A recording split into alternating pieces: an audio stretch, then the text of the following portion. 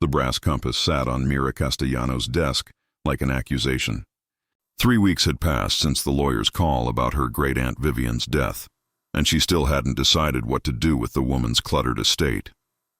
The compass, though, that had arrived separately, delivered by courier with a handwritten note in spidery cursive. For Mira, perhaps you'll understand what I could not explain. Mira turned it over in her hands, feeling the weight of tarnished metal in time. The engraving on the back had worn smooth, initials she couldn't quite make out, and a date from 1943. She flipped open the lid. The needle inside shuddered, spun 3 complete circles, then went still, pointing northwest. She rotated the compass. The needle didn't follow magnetic north. It just quivered uselessly, as if confused about its purpose. Family heirloom or expensive paperweight? She muttered, setting it down among the appraisal forms covering her desk. Her phone buzzed. The contractor she'd hired to catalog Vivian's collection was arriving early. Mira glanced at the clock. 7:30 in the morning, and she hadn't even finished her coffee. She'd expected some retired librarian with sensible shoes, not whoever Thomas Brennan turned out to be. The knock came precisely at 8. Mira opened the door to find a man in his early 40s, wearing a faded canvas jacket and carrying a leather satchel that looked older than both of them. His dark hair was graying at the temples, and his eyes held the particular weariness of someone who'd seen too many beautiful things neglected. Ms. Castellano, I'm Thomas Brennan. Thank you for hiring me on such short notice. His handshake was firm but brief, professional. Call me Mira. Come in. Fair warning, the place is overwhelming. My great-aunt apparently never threw anything away. She led him through her cramped office toward the storage room where she'd been accumulating boxes from Vivian's house. Collectors rarely do, Thomas said, but his tone held affection rather than judgment. They're not hoarding, they're preserving stories. Mira shot him a skeptical look. Stories don't pay estate taxes. She didn't see his slight smile as she unlocked the storage room, but she heard him draw a sharp breath when the door swung open. Floor-to-ceiling shelves packed with boxes, antique trunks, rolled maps in protective tubes, and stacks of leather-bound journals created a maze of historical debris.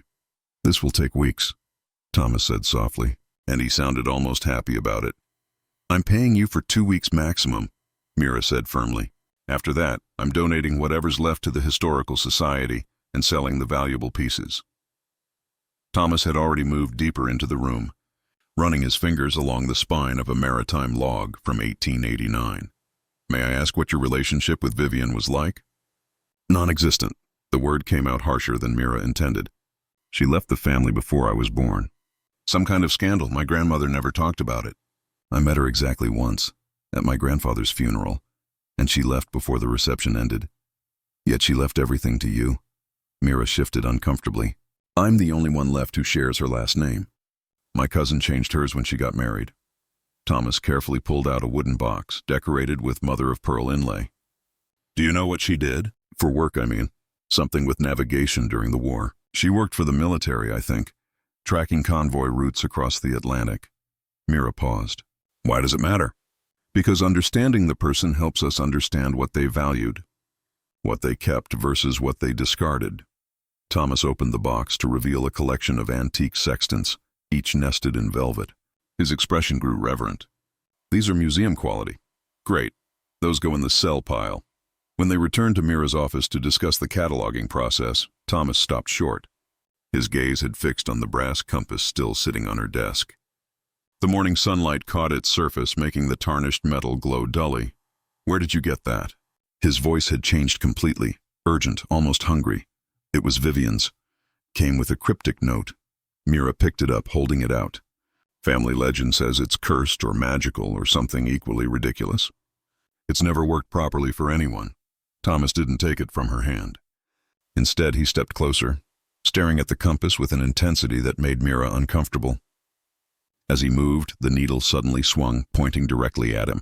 Then it began spinning again, faster than before, as if agitated. That's new, Mira said quietly. It's been dead for 3 weeks. Thomas finally reached out, his fingers hovering just above the compass without touching it. May I? Mira placed it in his palm.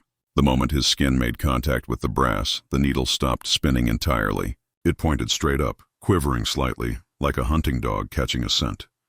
They both stared at it in silence. "It's never done that before," Mira whispered. "According to my grandmother, it hasn't worked since 1946. Thomas's hand trembled slightly. "What exactly did your grandmother say about it?" Mira tried to remember conversations from childhood, stories dismissed as fairy tales. She said Vivian believed the compass was enchanted, that it would only point true for someone who knew where they really needed to go. Not geographically, emotionally, I guess. My grandmother thought she'd lost her mind. Thomas carefully set the compass back on the desk. The needle immediately began its wild spinning again. His expression had gone distant, almost haunted. "Mr. Brennan." "Thomas," he corrected absently. "I think your great-aunt was trying to tell you something important. And I think—" He stopped himself, shaking his head. "I should get started on the cataloging." But as he walked back toward the storage room, Mira noticed him glance back at the compass 3 times. The needle had gone still again, pointing northwest, toward absolutely nothing. Thomas arrived each morning at exactly 8 o'clock, carrying the same worn satchel and a thermos of black coffee. By the 3rd day, Mira found herself looking forward to his arrival, not for the progress reports, but for the way he handled Vivian's belongings with such careful reverence. "You touch everything like it might break," she observed on Thursday morning, watching him examine a collection of hand-drawn charts. "Everything does break." "Eventually," Thomas replied without looking up. "But these things survive decades because someone loved them enough to be careful. I'm just continuing that tradition." He spread one of the charts across the table. It showed coastal waters off Newfoundland, dated 1944, with notations in Vivian's precise handwriting. "Look at this." She didn't just mark the standard navigation points. She noted weather patterns, sea conditions, even the behavior of seabirds. This wasn't just technical work for her. She was learning to read the ocean like a language. Mira leaned closer despite herself. "My grandmother said Vivian was obsessed with finding patterns in chaos. She thought it was unhealthy. Or maybe she understood something your grandmother didn't." Thomas traced one of the routes with his finger. "These are convoy paths." She was helping ships find safe passage through submarine zones. "Every mark on this map represents lives saved or lost. That kind of responsibility changes a person." Something in his tone made Mira study his face. "You sound like you understand that personally." Thomas was quiet for a long moment. "I used to work for disaster relief organizations. I mapped evacuation routes, safe zones. You start seeing the world differently when every line you draw determines whether someone makes it home." He finally looked up at her. "Is that why you became an appraiser? To maintain professional distance from things?" The observation was so accurate it felt like an invasion. "Ideal in value, not sentiment. Someone has to, do they? Or is that just safer than admitting things matter?" Mira felt her defenses rising. "You don't know anything about me." "You're right. I apologize." Thomas returned his attention to the charts, but the air between them had shifted, charged with something uncomfortable and honest. That afternoon, Mira found herself working in the storage room instead of hiding in her office. She opened one of Vivian's journals, leather-bound, pages yellowed and brittle. The handwriting was the same as the note that had accompanied the compass. March 17, 1945. The compass arrived today. Robert says it belonged to his grandfather, a whaling captain who claimed it saved his life during a storm. He gave it to me before shipping out, made me promise to use it to find my way back to him if he doesn't return. I told him that's not how compasses work. He kissed me and said, "Maybe not the way you think. You found the war journals." Thomas had appeared beside her so quietly, she startled. "Sorry, I should have announced myself." "She was in love," Mira said, surprised by the tightness in her throat. "I never knew that." "My grandmother never mentioned any, Robert." Thomas sat down on a trunk across from her. "May I?" He gestured to the journal. Mira handed it over, watching his expression shift as he read. His eyes moved quickly across the pages, then slowed, then stopped. When he looked up, his face had gone pale. "What is it?" "Robert Brennan. He was my grandfather." Thomas's voice was barely audible. "He died in the Pacific, 1945. My grandmother raised my father alone." The room seemed to tilt. Mira grabbed the journal back, scanning the entries. Robert speaks of his mother in Boston, his brother James, who wants to be an architect. He carries a photograph of his family home, white with blue shutters, overlooking the harbor. "That's my family house," Thomas whispered. "I grew up there. My grandmother never sold it. They stared at each other, the weight of decades collapsing into this single moment. Two people, strangers a week ago, connected by a love story that had ended before it could truly begin. Vivian left him, Mira said slowly, pieces falling into place. That's why she left the family. She couldn't face his family after he died. She felt guilty for surviving. Thomas stood abruptly, moving to the window. His shoulders were rigid. My grandmother never remarried. She used to say she'd already met the love of her life and losing him once was enough. But she didn't lose him, Mira said, reading further. He wrote to her. There are letters here. Robert wrote to your grandmother throughout the war. He was faithful to her. Then why? Thomas turned back, confusion and old pain warring in his expression. Why would Vivian leave? If they loved each other, if he was coming home to her. Mira found the entry dated August 12, 1945. Her hands shook as she read aloud. The telegram came today. Robert is gone. The war's over and he's gone. His mother called, begging me to come to the funeral, to be with the family. But how can I face them? How can I stand beside the woman he was supposed to marry, knowing what we shared? I am the other woman, the wartime romance, the mistake he made in loneliness. The compass no longer points anywhere. Perhaps it never did. Perhaps I only saw what I wanted to see. Wait, Thomas said. The woman he was supposed to marry? Mira flipped back through earlier entries, finding the answer. Your grandmother. They were engaged before the war. Vivian met him in 1943 when he was on leave. She didn't know he was promised to someone else until after. She stopped, the full tragedy becoming clear. Oh God. Thomas sank back onto the trunk. My grandmother never mentioned any of this. She said they met through mutual friends, got engaged quickly because of the war, and then he shipped out. She wore his ring until the day she died. Vivian wore the compass, Mira said quietly. She never stopped wearing it. My grandmother said she had it on a chain around her neck at the funeral. She thought it was morbid. They sat in silence, surrounded by the evidence of a love that had destroyed itself through circumstance and secrecy. Finally, Thomas spoke, his voice rough with emotion. I came here because I saw your great-aunt's obituary.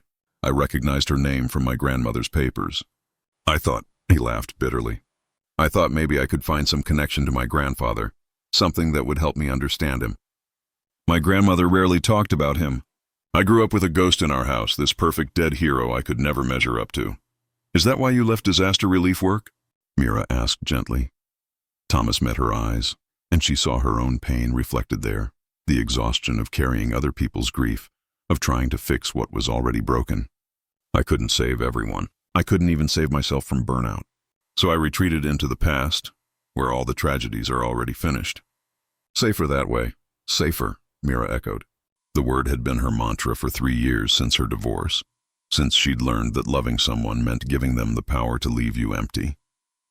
My ex-husband used to say I was more interested in the appraised value of our relationship than the actual relationship. He wasn't wrong. What happened? I chose safety over risk. I chose the life that looked good on paper instead of the one that felt real. And when he found someone who actually wanted him, not just the idea of him, I blamed him instead of looking at myself. She gestured around the storage room. Now I spend my days assigning monetary value to other people's memories so I don't have to examine my own. Thomas reached out slowly, giving her time to pull away. When she didn't, he took her hand. His palm was warm, calloused from work. The compass pointed at me that first day. It's just metal and magnetism, is it? He squeezed her hand gently. Or did Vivian leave it to you because she knew? Because she spent 60 years watching the needle spin uselessly, waiting for someone who understood what she'd lost and what she'd thrown away out of fear. Mira felt tears prick her eyes. I don't want to be like her. Alone because I was too afraid to fight for something real. Then don't be. Thomas stood, pulling her up with him. The compass is in your office. Let's try something. They walked together through the quiet building, still holding hands. The late afternoon sun slanted through the windows, turning dust motes into gold. When they reached her desk, the compass sat exactly where she'd left it, the needle spinning its endless, meaningless circles. Hold it, Thomas said. But this time, don't think about your great-aunt or my grandfather or their tragedy. Think about what you want, where your heart actually wants to go. Mira picked up the compass with trembling fingers. She thought about 3 years of emotional numbness, of appraising objects instead of experiencing life. She thought about Thomas's careful hands and quiet understanding. She thought about the risk of opening herself up to pain again and the greater risk of staying closed forever. The needle slowed, wavered, then stopped, pointing directly at Thomas. He smiled, and it transformed his whole face, washing away the weariness she'd grown accustomed to seeing. Now let me try. When he held the compass, the needle swung to point at her. It's not magic, Mira whispered, but she was smiling through tears. No, Thomas agreed. It's just honest. Maybe that's what Vivian wanted you to learn, that the heart knows its destination long before the mind admits it. They stood there in the golden light, the compass between them no longer spinning aimlessly, but resting still and sure, having finally found what it had been waiting for all along. Two people brave enough to stop running from connection, to admit they were lost, and to let themselves be found. The next morning, Mira woke before her alarm, something that hadn't happened in years. She lay in bed watching dawn light creep across her ceiling, and realized she was thinking about Thomas, not with the anxious dread that usually accompanied thoughts of emotional vulnerability, but with something lighter. Anticipation. She arrived at the office to find him already there, sitting on the front steps with 2 paper cups of coffee. I couldn't sleep, he admitted, handing her one. Kept thinking about the journals. There are more boxes we haven't opened yet. They worked side by side all morning, falling into an easy rhythm. Thomas would uncover something, a letter, a photograph, a navigational instrument, and Mira would research its provenance and value. But increasingly the value she noted had nothing to do with money. Look at this, Thomas said around noon, holding up a small wooden box. Inside, nestled in faded velvet, was a silver locket. It was tucked behind the journals. Mira opened it carefully. One side held a photograph of a young man in naval uniform, handsome, smiling, achingly young. Robert. The other side held a lock of dark hair tied with a thin ribbon, and beneath it, an inscription so small she had to squint. The compass of my heart points only to you.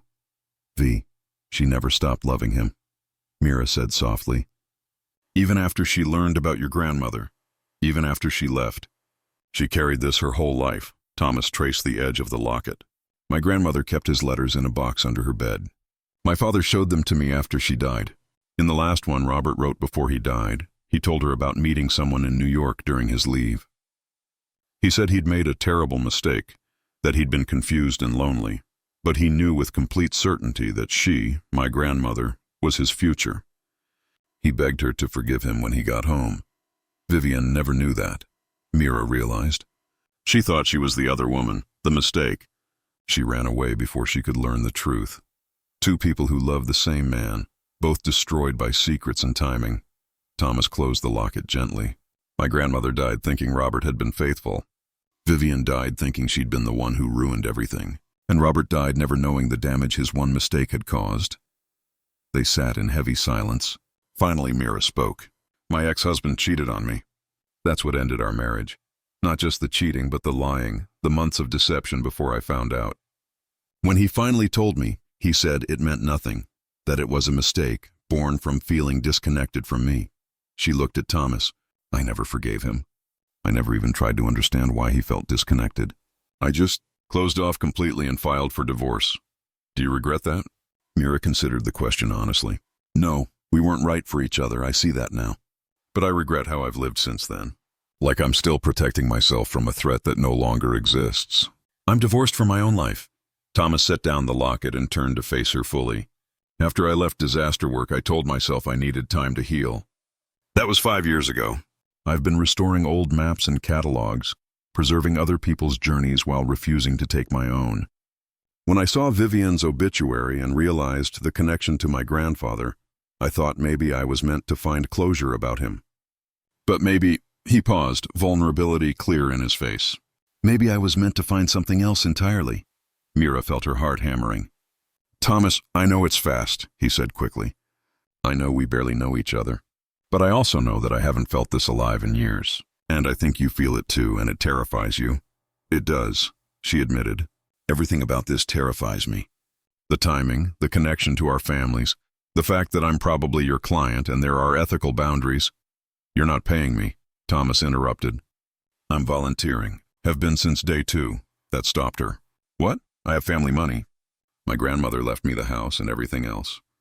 I don't need the income, I just needed the purpose. He smiled crookedly. And then I met you, and the purpose changed. Mira stood abruptly, needing space to think. She walked to the window, looking out at the street below where normal people went about normal lives, unburdened by magical compasses and inherited tragedies and the terrifying possibility of letting someone in. What if we're just caught up in their story? She asked. What if this is just, I don't know, some kind of emotional transference? We're both lonely, we both have wounds, and we've been immersed in this tragic romance. Maybe we're just projecting. Thomas came to stand beside her, not touching, respecting her space.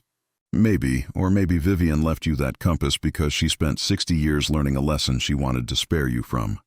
Maybe she knew exactly what she was doing. Compasses don't work that way. That compass does. He pointed back toward her desk where it sat, gleaming in the afternoon light. Try it again. Right now. Think about what you're afraid of and see where it points. Mira returned to the desk, her hands shaking slightly. She picked up the compass, feeling the familiar weight of it. She thought about her fear, the bone-deep terror of being hurt again, of opening herself up only to be left empty and broken. She thought about her ex-husband's face when he told her he was leaving, the casual cruelty of his confession that he'd already moved on months before. She thought about the walls she'd built, brick by careful brick, to ensure no one could reach her like that again.